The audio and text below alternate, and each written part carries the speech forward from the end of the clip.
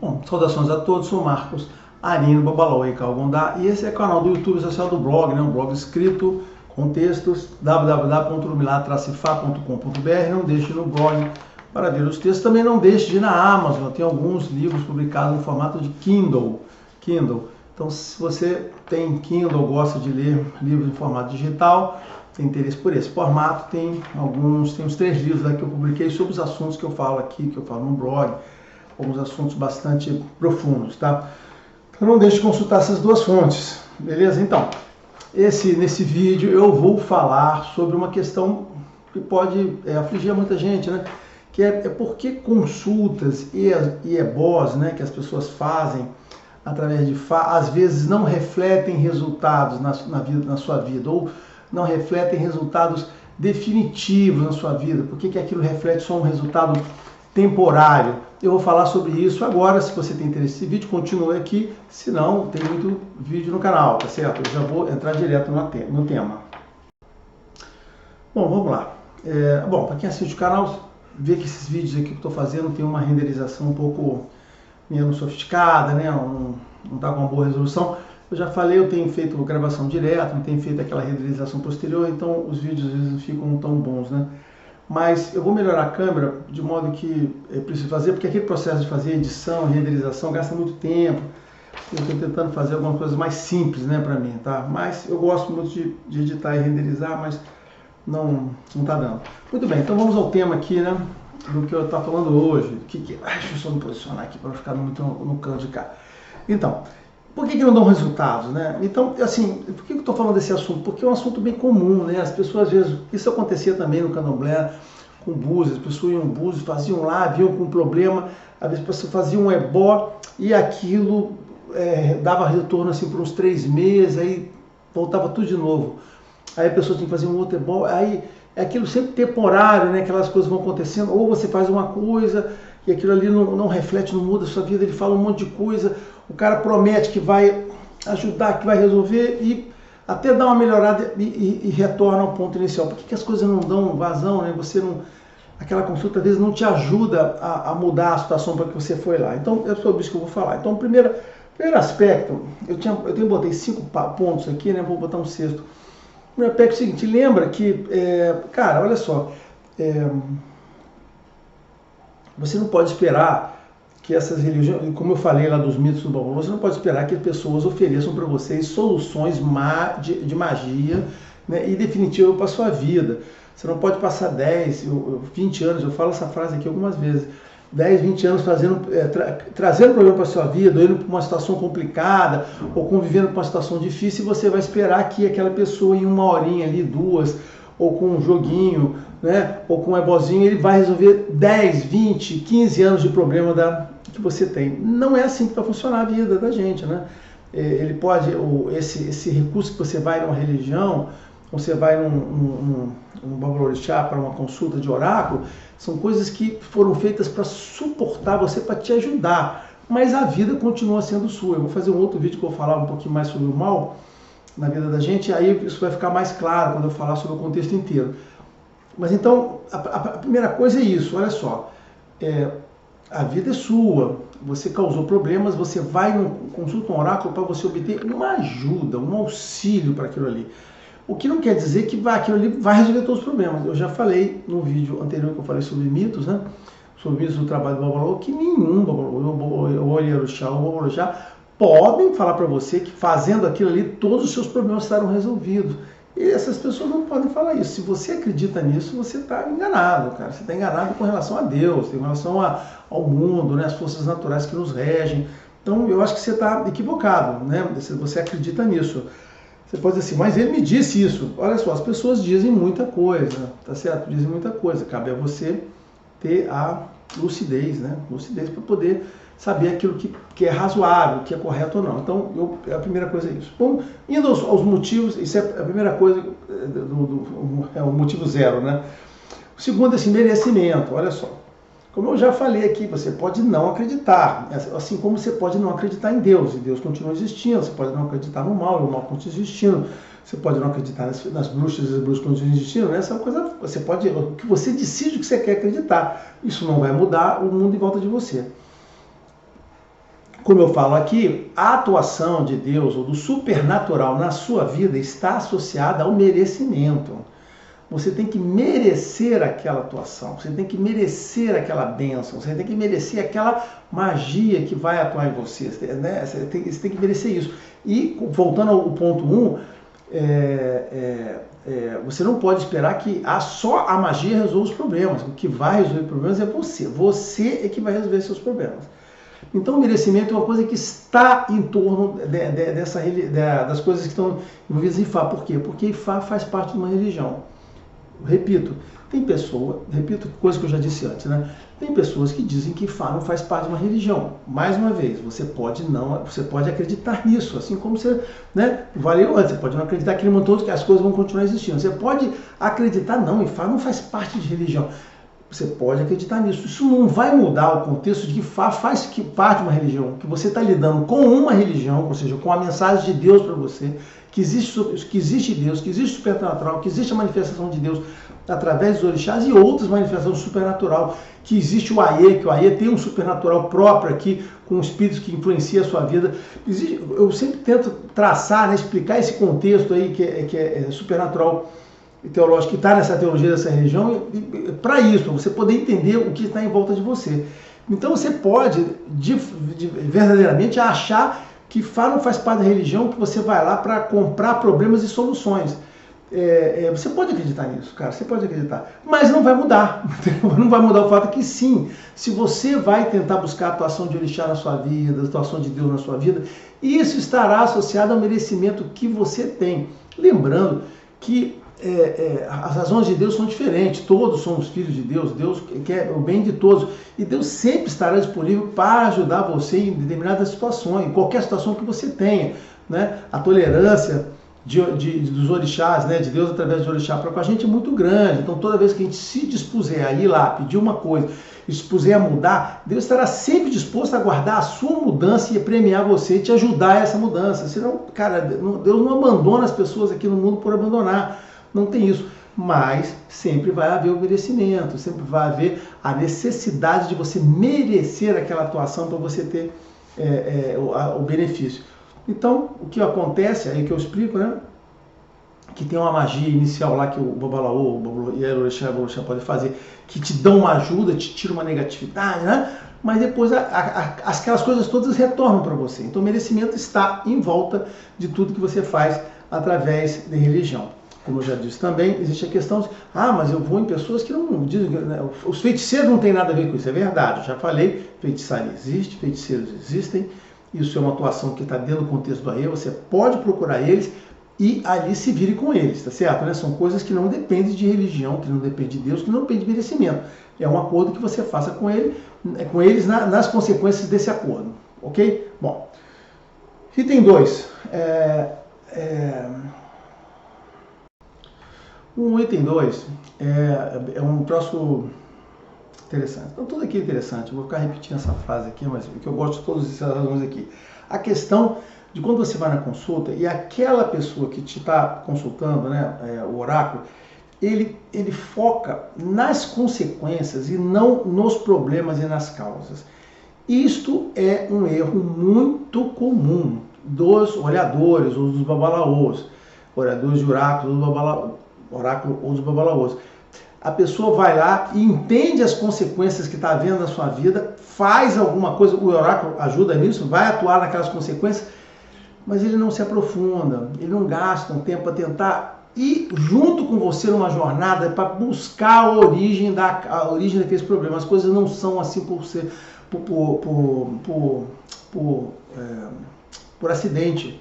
As coisas não acontecem por acontecer. Se você está numa situação ou alguma coisa aconteceu com você ou certas coisas estão te influenciando, aquilo ali não é por acaso, tem uma origem. Essa origem pode ser a mais complexa de pegar quando a origem está na pessoa. E examinar isso, discutir isso com a pessoa através de Ifá. Ifá dá todos os sinais para você poder fazer essa discussão e você ir na causa.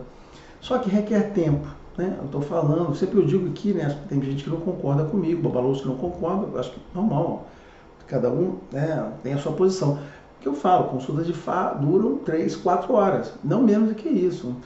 Não tem como fazer consultas de FA em meia hora, uma hora, não, meia hora, 20 minutos. Tem gente que joga ali o Pelé 4 vezes, diz aqui é isso, é boa. Realmente dá para fazer em meia hora uma consulta, ou 40 minutos, mas você vai ali nas consequências, né? Até uma hora.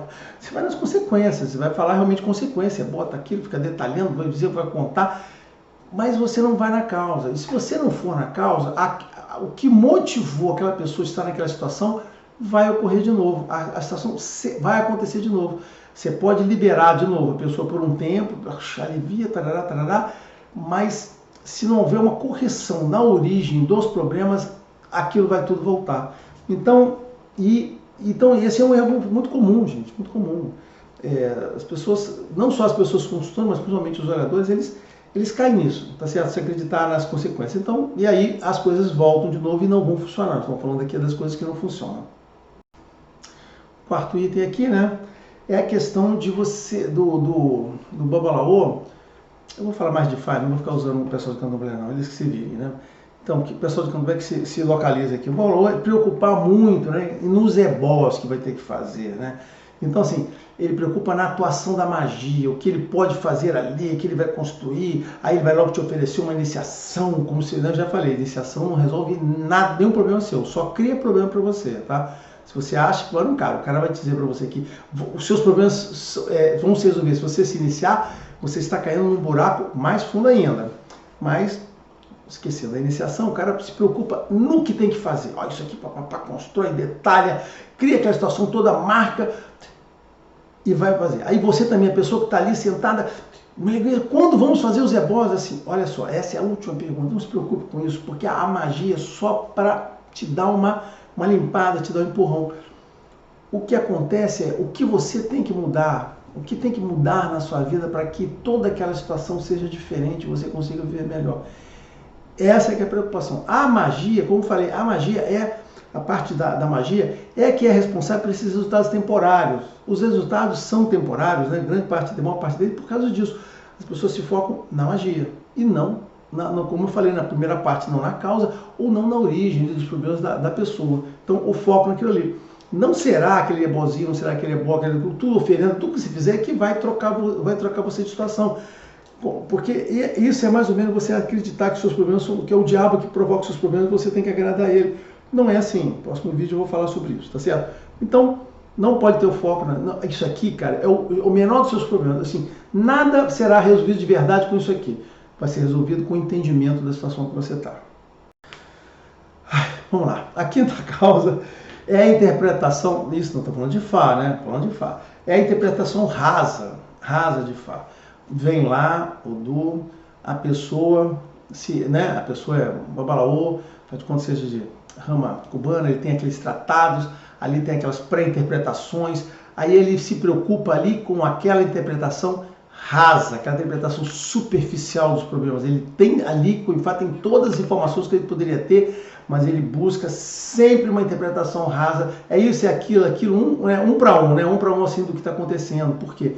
Porque os problemas normalmente são muito mais complexos, as pessoas mentem, os consulentes mentem, né? Seja mentem intencionalmente ou seja não intencionalmente, mentem para si mesmo.